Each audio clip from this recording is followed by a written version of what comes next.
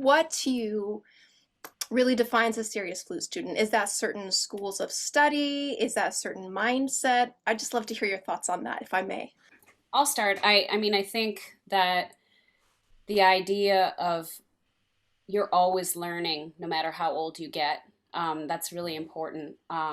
Everyone's always got to keep that open mindset and be willing to absorb things from every direction around them.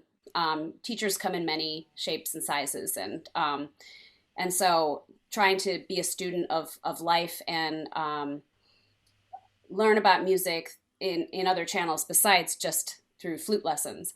Also, I mean, I think like for when you're first learning, well, not first learning, but when you're really studying seriously, it is important to learn about all the different styles, to learn about music history, to learn what came before, where did we come from, where are we going, um, and then um, there's a part that Keith is excellent and known for worldwide, and that is body awareness, and it's something I'm really passionate about as well. Um, so I think those things, really for me, learning about your mechanics, the way your body is supposed to move, and how are you using it, how can you use it more efficiently. I think for me also like listening to a lot of different kinds of music, and especially listening to singers, which I get the pleasure of doing almost every day. um, that's really informed my playing. I can't think of a better a listening exercise for anyone than to listen to great singers. I think that once you sort of figure out the right feeling of playing piccolo, and then you go back and forth between a piccolo and a flute, the flute benefits from what you're doing on a piccolo so much. Yeah, I always say it's like the piccolo is a microscope and the flute's the telescope, and so you can really anything you can get away with so much more on the flute than you can on the piccolo. So once you figure out how to play piccolo really well and you bring that back to the flute playing, you're right, it does improve things. Yes, and also piccolo is kind of I think people play flutes. There's too much of that in flute playing, and then I feel like uh, when people play when people who are pretty good flute players but play it too much like this, when they take piccolos, they look like they look like this, And I tell them, like I say, you're sounding like it's sounding okay. I'm hearing a piccolo, but you look like a piccolo owning flute player. You don't. I call this piccolo playing position.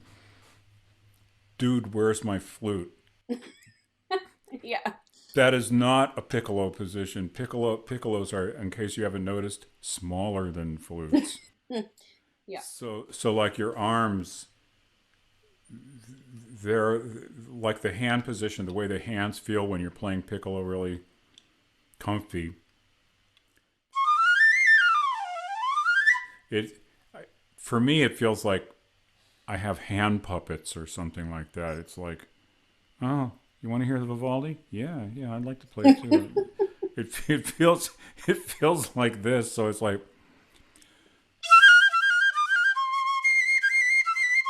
it feels close to you, and then it opens. It sort of the sound sort of blossoms when you feel close to the piccolo, and then when you go back to the flute, it's like when you go back to the flute, you say, oh, the flute is like, and then you sort of have gone in, and then when you go back to the flute, you don't go back to that sort of marching band position on the Yeah. flute. So I feel like they really help each other just physically by being different sizes.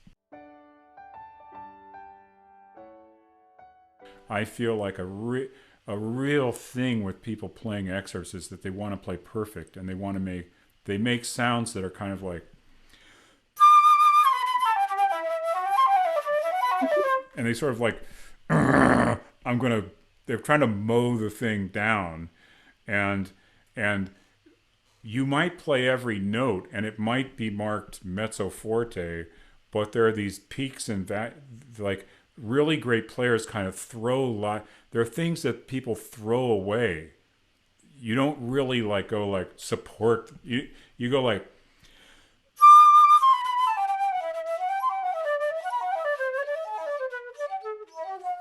that is not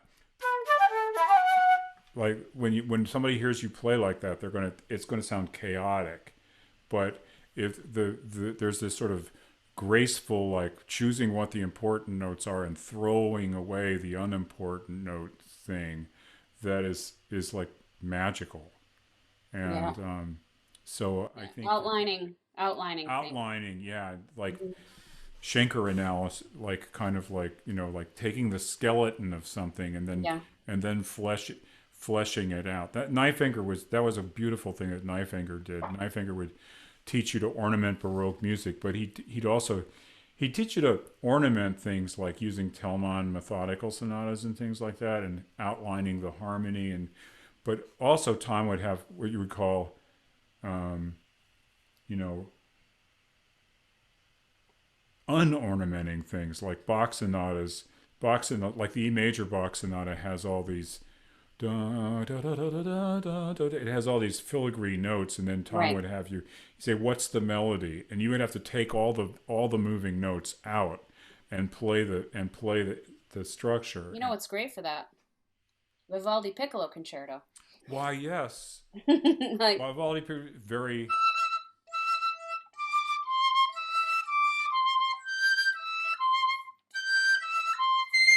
right?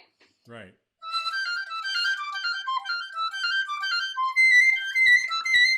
So Yeah, it's three that's blind mice see how run. yeah, Yeah, yeah, totally. yeah. Yeah, and Which is you very hear from you going hear that like all the time.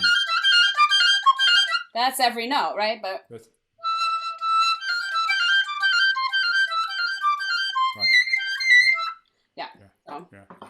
That what she just did there, like if you can do that at that tempo, you might advance in an audition. Whereas if you're playing like twice as fast and you're mowing down every note, nobody will want it. I do like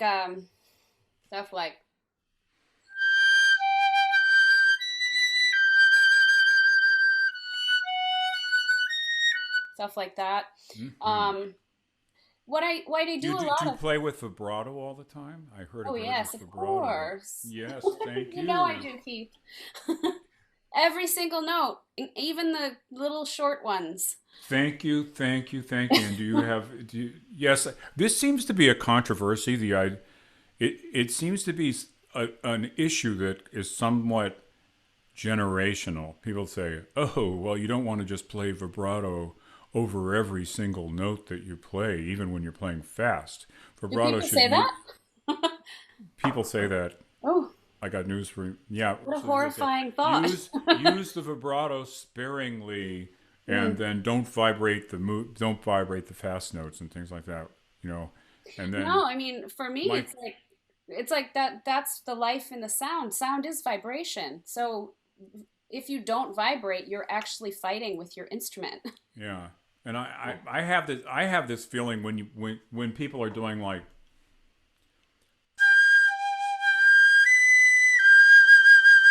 when people do that, people say, "Oh, don't use so much vibrato." I actually only used vibrato on one note, right? Right. But You people only use people it will on the hear last that and one. the vibrato sort of sucked. So people will take a trowel to the whole phrase and they'll say, "Well, don't use so much vibrato." When actually, a Stephanie was vibrating all the notes. Would you do that little Hmm. warm up?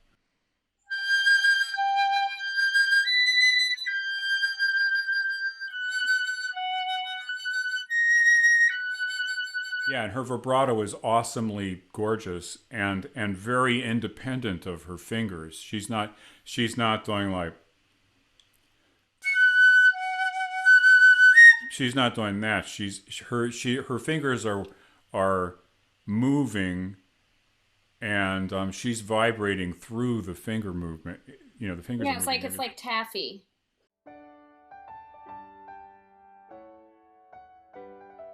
I think people tend to play too curved, too much like this, Yeah, and the thumb. So if you can imagine that your thumb is kind of turning towards the pinky, and they're kind of going towards each other in a yeah, gentle way, and that this is remaining like there's like a C kind of, like you could be having an egg here, like that, and yeah, then just kind of imagining the fingers kind of extending. They're not straight, and they're not like this. They're just kind of gently curved. And I will say that I think that the grip, especially in the left hand, it is coming from the thumb. So I would do a lot of like, um, you know,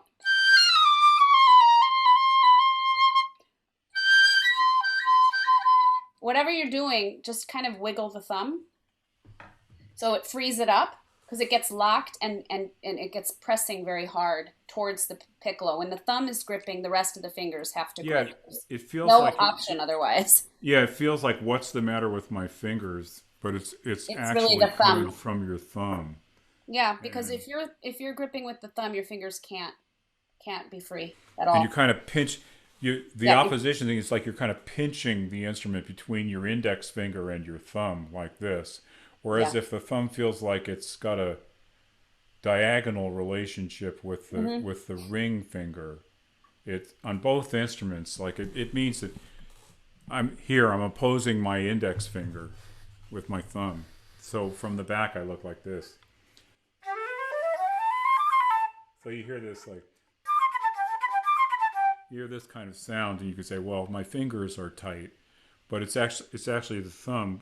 What Stephanie's describing is if I orient myself towards my ring finger, then you can see that the inside of my hand becomes rounder, and it looks like an egg could fit in there like that, rather Yeah. than this. And then once you do that,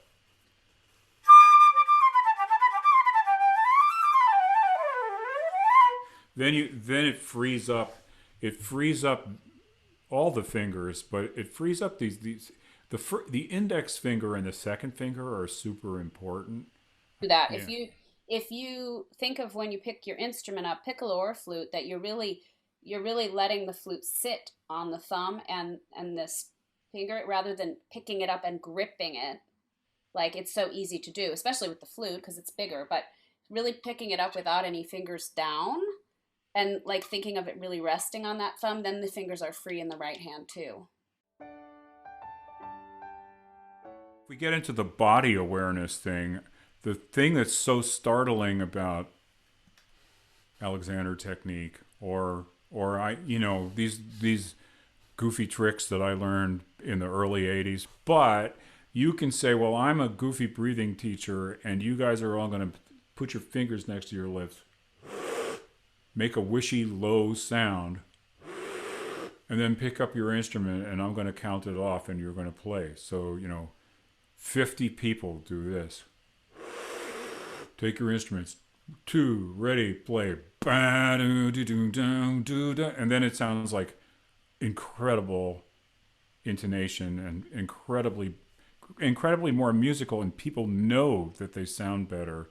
And it's like you triggered their musicality by like talking about something away from the instrument, and if you have something to do away from the instrument that brings you back to the instrument, then you start getting this really great thing. Well, thank you again. We are well over our time. Thank you so much, everyone, for joining us. Thank you, Keith. Thank you, Stephanie. This has been fascinating. We're so glad to have you join us and just talk today. I hope we can do something like this again, because I would love to pick your brains for more and more in the future. I really enjoyed my Lessonface class, and I mean, boy, did Lessonface come around at the right time. And you guys were way out in front with the pandemic teaching thing, and then I really appreciate the community of flute players that I have show up at my classes. The people are so nice, and they're in, I it's so sweet to see them check in from, like, one person's in one person who comes to my classes in Sao Paulo, another person's in Guatemala City, and I hear birds chirping in Latin American countries, and stuff. But the online teaching thing can be so great, and you can reach so many people, and you reach people because of the recorded stuff too. So I think it's great. Thanks for running such a nice Yeah. organization. Thank you so much, Katie. Oh, it's Yeah, been a Katie. pleasure. I hope you have a wonderful rest of your days. And thank you again, everyone, for joining us. Okay, thanks so Thank much. you.